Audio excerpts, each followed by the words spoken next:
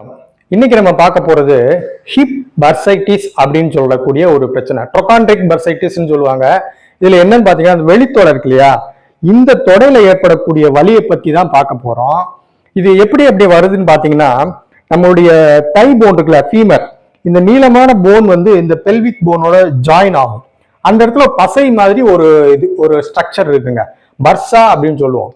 அந்த இடத்துல ஏற்படக்கூடிய பிரச்சனையில தான் இந்த ஹிப் பர்சைட்டிஸ் வருது. இதனால என்ன ஆகும் பாத்தீங்கன்னா, இந்த இடத்துல ஸ்வெல்லிங் இருக்கும், ஃப்ளூயிட் கலெக்ஷன் இருக்கும், இந்த மசில் டைட் ஆகலாம், வீக் ஆகலாம், காலை தூக்கும் போது வெளியில கொண்டு வரும்போது வலி ஏற்படலாம். இதுதான் ஹிப் பர்சைட்டிஸ் அப்படின்னு சொல்ல போறோம். வெளித்தொடை வலி, அவ்வளவுதான். இதை எப்படி சரி பண்றது அப்படின்னு பார்க்க போறோம் இன்னைக்கு ட்ரீட்மெண்ட்ல. அதுக்கு முன்னாடி இதை எப்படி கண்டுபிடிக்கிறது அப்படின்றத பார்ப்போம். இந்த இடத்துல நீங்க டச் பண்ணீங்கன்னா ஒரு சின்ன ப்ரொட்ரூஷன் இருக்குங்க, இந்த போன் இந்த வந்து சேரும், இந்த இடத்துல துருத்திட்டு இருக்கும் ஒரு போனு. இந்த இடத்துல டீப் ப்ரெஷர் கொடுத்தீங்கன்னா உங்களுக்கு வலி இருக்கும். அது ஃபர்ஸ்ட். ரெண்டாவது, இதை எக்ஸாமின் பண்ணி பார்க்கும்போது இந்த இடத்துல வீங்கி இருக்கும். நார்மல் சைடோட நீங்க பார்த்தீங்கன்னா மிரர்ல இந்த சைட்ல கொஞ்சம் ஸ்வெல்லிங் இருக்கும். அது ரெண்டாவது. மூணாவது என்னன்னா, கால் இப்படி வெளிப்பக்கம் தூக்குறோம் இல்லையா, இதுல பெயின் இருக்கும். எப்ப பெயின் இருக்கும்னா, நீங்க ஒரு மேனுவல் ரெசிஸ்டன்ஸ் கொடுத்து இப்படி பண்ணும்போது இந்த இடத்துல வலி வரும். இதை பிசிக்கல் தெரபிஸ்ட் எப்படி எக்ஸாமின் பண்ணிப்பாங்கன்னா, படுக்க வச்சுட்டு உங்களை காலை வெளியில தள்ள வச்சுட்டு ஒரு ரெசிஸ்டன்ஸ் கொடுப்பாங்க. அப்ப இந்த இடத்துல வலி வரும். இது நீங்களே எப்படி செக் பண்ணி பார்க்கலாம்னா, இந்த மாதிரி ஒரு பேண்ட் எடுத்துக்கோங்க, படுக்கட்டும், லையிங் பொசிஷன், இந்த காலில் மாட்டிட்டு உங்க காலை இப்படி வெளிப்பக்கம் நோக்கி கொண்டு வரணும். இப்படி கொண்டு வரும்போது இந்த இடத்துல வலி இருந்துச்சுன்னா உங்களுக்கு ஹிப் பர்சைட்டிஸ் இருக்கு அப்படின்னு அர்த்தம். ஓகே, இப்போ நம்ம இந்த வீடியோல ஒரு சில எக்ஸசைசஸ் இது எப்படி ரிலீஸ் பண்றது அப்படின்னு பார்ப்போம். முதல்ல எக்ஸாமின் பண்ணி பார்க்கும்போது டைட்னஸ் இருக்கான்னு பார்ப்பாங்க பிசியோதெரபிஸ்ட். உங்க வெளித்தொடையில டைட்னஸ் இருக்கான்னு பார்ப்பாங்க. டைட்னஸ் இருந்துச்சுன்னா ஸ்ட்ரெச்சிங் எக்ஸசைஸ் சொல்லி தருவாங்க. வீக்னஸ் இருந்துச்சுன்னா ஸ்ட்ரென்தனிங் எக்ஸசைஸ் சொல்லி தருவாங்க. பிளட் ஃப்ளோ கூட்டுறதுக்கு மொபிலிட்டி எக்ஸசைஸ் பார்க்க போறோம். இந்த மூணையும் தான் நம்ம டெமான்ஸ்ட்ரேஷன் பார்க்க போறோம். வாங்க டெமான்ஸ்ட்ரேஷன் போறோம். இப்போ நம்ம இந்த இடத்துக்கு பிளட் ஃப்ளோ கூட்டுறதுக்கு ஒரு சிம்பிளான எக்ஸசைஸ் தான் பார்க்க போறோம்.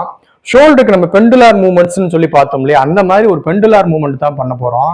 இந்த எக்ஸசைஸோட பெனிஃபிட் வந்து இந்த ரீஜனுக்கு பிளட் ஃப்ளோவை கூட்டுறது, ஸ்ட்ரெயின் இல்லாம கூட்டுறது. அதான் நீங்க இந்த எக்ஸசைஸ் எப்படி பண்ணணும்னு பாத்தீங்கன்னா, ஒரு படி மேல ஏறிக்கோங்க, அப்படி இல்லைன்னா இந்த மாதிரி ஒரு ஃபுட் ஸ்டூல் போட்டுக்கோங்க. ஃபுட் ஸ்டூல் வழுகாம இருக்கிற மாதிரி பார்த்துக்கோங்க, ஸ்லிப்பரியா இல்லாம. இதுல ஏறி நின்னுக்கணும். சைட்ல வால் சப்போர்ட் வச்சுக்கோங்க. வால் சப்போர்ட் வச்சுட்டு காலை முன்னாடியும் பின்னாடி ஃப்ரீயா அசைக்கிறீங்க, வித்தவுட் ஸ்ட்ரெயின். இதுல ஸ்ட்ரெயின் இருக்கக்கூடாது. இது ஃப்ரீ எக்ஸசைஸ்ன்னு சொல்லுவோம், ஆக்டிவ் ஃப்ரீ எக்ஸசைஸ். டிலேஸ் அப்படி முன்னாடி பின்னாடி அசைக்கிறீங்க, வித்தின் த லிமிட் ரேஞ்ச். உங்களால ரொம்ப தூக்க முடியலன்னா கொஞ்சம் தூரத்துக்கு பண்ணா போதுமானது. இது ஃபர்ஸ்ட் மூமெண்ட். அடுத்த மூமெண்ட் இப்படி உள்ள வெளியில நம்ம ஏற்கனவே பார்த்துருக்கோம். அது வெளியில கொண்டு வரும்போது தான் பெயின் இருக்கும். அதனால வெளியில கொண்டு வரும்போது ரொம்ப ஜென்டிலா கொண்டு வாங்க. சைட்வேஸ், இந்த சைட்வேஸ் மூமெண்ட்டும் forward backward movement with support பக்கத்து. இப்ப ஸ்ட்ரெச்சிங் எக்ஸசைசஸ் பார்க்க போறோம். இந்த வெளித்தொடையில இறுக்கம் இருந்துச்சு அப்படின்னா அதை எப்படி ரிலீஸ் பண்றதுன்றதுக்கான மெத்தடு. என்னுடைய லெஃப்ட் சைட்ல இறுக்கம் இருக்குன்னு வச்சுக்கோங்க. இந்த மாதிரி இந்த இடத்துல இறுக்கம் இருக்குங்க.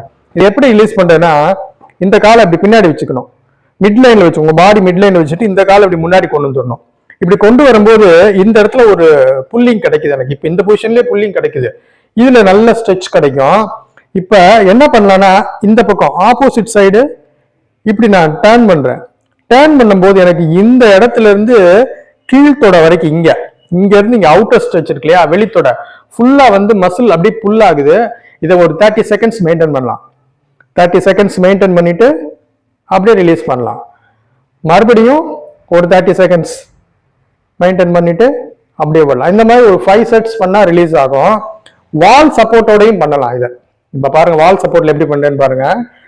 என்னோட லெஃப்ட் லெக வச்சுட்டேன், இந்த கால் இங்க. இப்போ இந்த வாலை ஒரு சின்ன சப்போர்ட் வச்சுட்டு இப்படி கொஞ்சம் கொஞ்சமா அசைச்சு கொடுக்குறேன். இந்த பக்கம் நோக்கி, வால் நோக்கி இந்த கால் வச்சு ஒரு சின்ன சப்போர்ட்ல முடிஞ்ச அளவுக்கு என்னோட பாடி வந்து ஆப்போசிட் சைடு டில்ட் ஆகுது. அப்ப பாத்தீங்கன்னா இந்த இடத்துல ஒரு அருமையான ஸ்ட்ரெச் கிடைக்கும். இது ரெண்டாவது மெத்தடு. சிம்பிளா பண்ணணும் அப்படின்னா லையிங் பொசிஷன் பாருங்க எப்படின்ட்டு. லெஃப்ட் சைடு ஸ்ட்ரெச் பண்ண போறேன். கால் மேல கால் போட்டுறேன். போட்டுட்டு இந்த காலோட ஹெல்ப்ல இப்படி அசைக்கிறேன். இப்படி இப்ப பாத்தீங்கன்னா இந்த இடத்துல ஸ்ட்ரெச் கிடைக்குங்க உங்களுக்கு. உங்களுக்கு டாப் எட்ஜ் இப்படி வச்சுட்டு இப்படி புல் பண்ணுறேன். புல் பண்ணும்போது இந்த காலை வச்சு நான் ஸ்ட்ரெச் பண்ணிக்கிறேன். ஸ்ட்ரெச் பண்ணும்போது இந்த இடத்துல ஒரு நல்ல ஸ்ட்ரெச் கிடைக்குது. இது 3வது ஸ்ட்ரெச்சு. அடுத்து சிட்டிங் பொசிஷன். நான் சேர்ல எப்படி பண்றேன்னு பாருங்க. சேர்ல கால் மேல கால் போட்டுக்கிறேன். சிம்பிளா இப்படி தூக்குறேன் மேல. இந்த முட்டி வந்து ஆப்போசிட் சைடு ஷோல்டர் நோக்கி இப்படி வருது. இப்படி வரும்போது இந்த இடத்துல ஒரு அருமையான ஸ்ட்ரெச் கிடைக்கும். முதுகு வந்து இப்படி பெண்ட் ஆகும். ஸ்ட்ரைட்டா இருந்துச்சுன்னா தான் ஸ்ட்ரெச்சிங் நீங்க ஃபீல் பண்ணுவீங்க. உங்க பட்டக் ரீஜன்ல இருந்து லேட்ரல் தை அப்படின்னு சொல்லுவோம், இந்த சைட்ல இருக்க தொடை, இது ஃபுல்லாவே ஸ்ட்ரெச் ஆகுதுங்க. இதெல்லாம் ஈஸியான ஸ்ட்ரெச்சுங்க. ஓகே, பெட்ல எப்படி ஈஸியா ஸ்ட்ரெச் பண்றதுன்னு பார்ப்போம். இந்த அவுட்டர் தையை பொசிஷன் கவனிச்சுக்கோங்க. Side lying position. இந்த சைட் லையிங் பொசிஷன்ல 2 காலை இப்படி மடக்கிக்கிறீங்க. கீழே இருக்க காலை இப்படி பெண்டா இருக்கணும். ஓகே, இப்போ பெண்ட் ஆயிட்டு இந்த காலை பெட்டுக்கு கீழே இப்படி கொண்டு வரீங்க. ஸ்ட்ரெச் நல்லா கிடைக்கிற மாதிரி. இது இந்த மாதிரி பண்ணும்போது கிராவிட்டி அசிஸ்டன்ஸ்ல உங்களுக்கு இந்த வெளித்தோடை நல்லா ஸ்ட்ரெச் ஆகும். ஸ்டெபிலிட்டி கிடைக்கிறதுக்கு தான் கீழே இருக்க காலை மடக்கிக்கிறீங்க. இது உங்களால் முடிஞ்ச அளவுக்கு கீழே கொண்டு போங்க. கொண்டு போகும்போது அவுட்டர் தை நல்லா கிடைக்கும். இது வந்து ஸ்ட்ரெயின் இல்லாம எல்லா ஏஜ் பீப்புளும் பண்ணக்கூடிய ஒரு நல்ல ஸ்ட்ரெச்சு. இதை பாருங்க, இந்த ஸ்ட்ரெச் கவனிங்க. இது அப்படியே ஒரு 30 செகண்ட்ஸ் மெயின்டைன் பண்ணிட்டு எடுத்துடலாம். திருப்பி 30 செகண்ட்ஸ் மெயின்டைன் பண்ணிட்டு எடுத்துடலாம். ஓகே, இப்போ ஸ்ட்ரென்தனிங் எக்ஸசைசஸ் பார்க்க போறோம். அதாவது வெளித்தோட வந்து பலம் இல்லாம இருந்துச்சுன்னா அதை எப்படி ஸ்ட்ரென்தன் பண்றது அப்படிங்கிற மெத்தடு. முதல்ல சிம்பிளான எக்ஸசைஸ்ல இருந்து ஸ்டார்ட் பண்ணுவோம். அகைன்ஸ்ட் கிராவிட்டின்னு சொல்லுவோங்க. அதாவது சைட் லைன்ல படுத்துட்டு கால் அப்படி மடக்கிட்டு இப்படி இப்படி தூக்குறது.